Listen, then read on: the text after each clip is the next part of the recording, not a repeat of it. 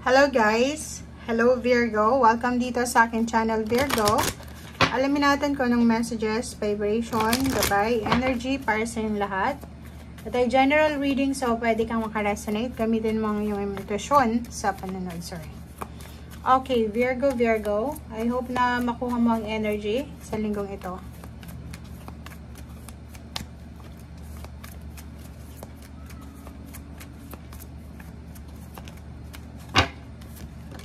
Okay, Virgo, bad health, 31. Bakit ganun?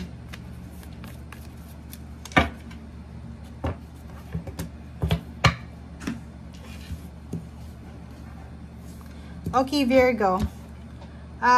Kung makikita mo dito, medyo may pag-aalala ka. So, sa linggong ito, Virgo, posibleng makatanggap ka ng balita or nakikita natin chat, text, chat, call, video call, parang ganon, or voice call, na pwedeng magbigay sa'yo ng pag-aalala. So, pwedeng tungkol ito sa isang matanda or may edad na. Pwedeng ito ay tungkol sa yung lola, lolo, or parents, or sino man ito, in-laws, or kung sino man siya na may posibleng karamdaman. Okay? Pwedeng yun. Pwedeng may magbalita sa'yo na sa linggong ito na nagkasakit si ganito, ganyan. Or pwedeng Virgo, kung may anak ka, posibleng yung anak mo ang may sakit, or posibleng may lagnat, or may sinat, or may sipon, or kano pa man. Meron ka din ditong magandang balita.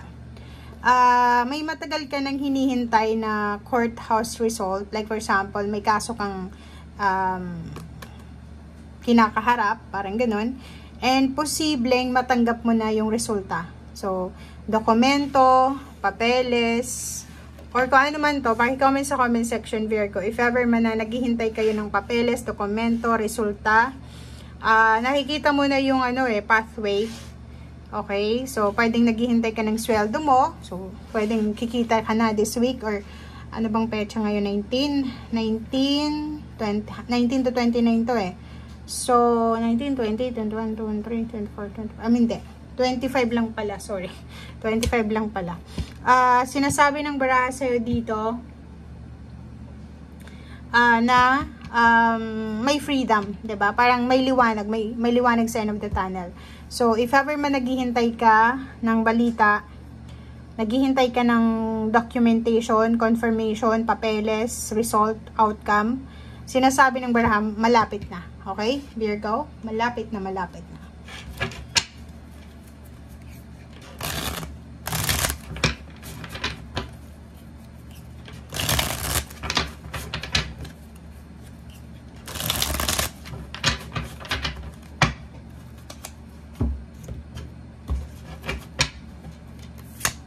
Okay, first card natin dito sa isang tarot deck is the Sun. Oh, same din dito, 'di ba?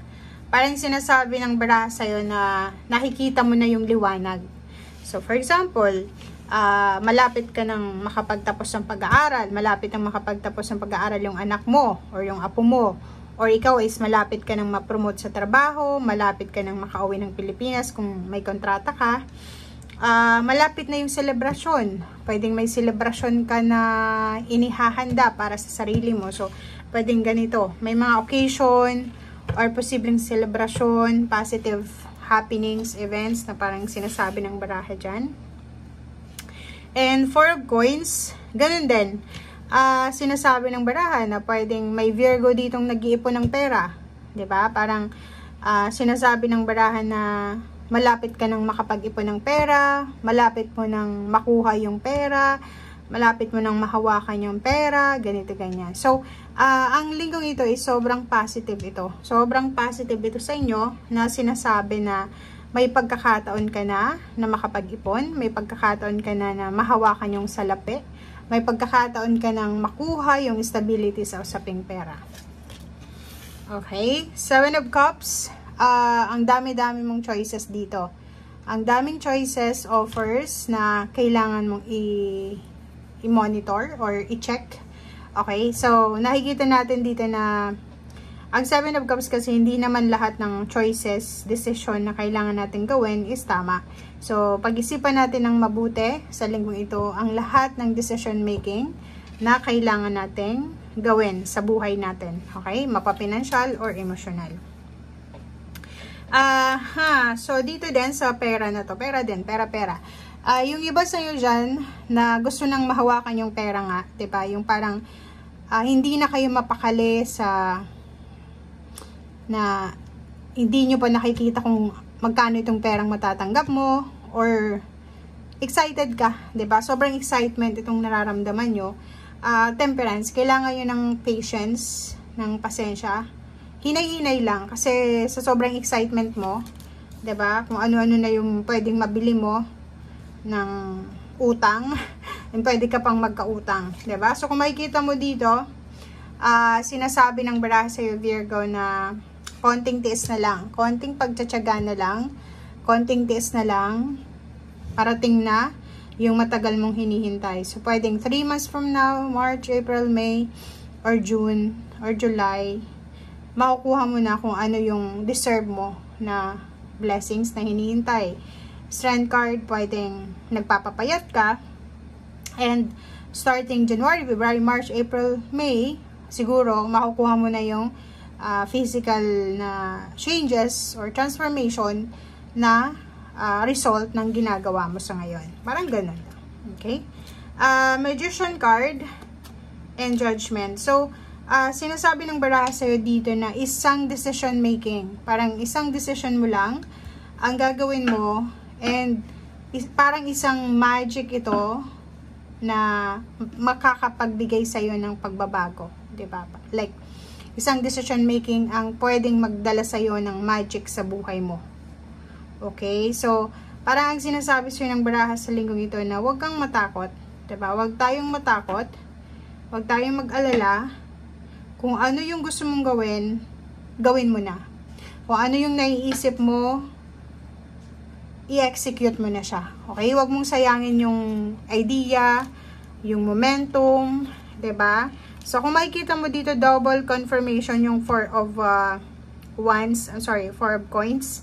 Sinasabi ng baraha sa'yo dito na kung may hinihintay tayo na sweldo, naghihintay tayo ng success sa usaping pera, naghihintay tayo ng stability sa pamilya. Kasi parang ang nakikita natin dito, yung iba sa inyo, nararamdaman nyo na dahil sa inyo, dahil mismo sa effort nyo, posibleng yung pamilya nyo ay magkaroon ng stability, security, or pwedeng maging matatag, parang ganun. So, ang nararamdaman nyo dito na kayo ang magiging foundation ng pamilya nyo.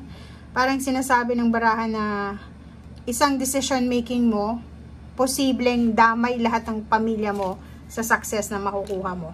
Diba?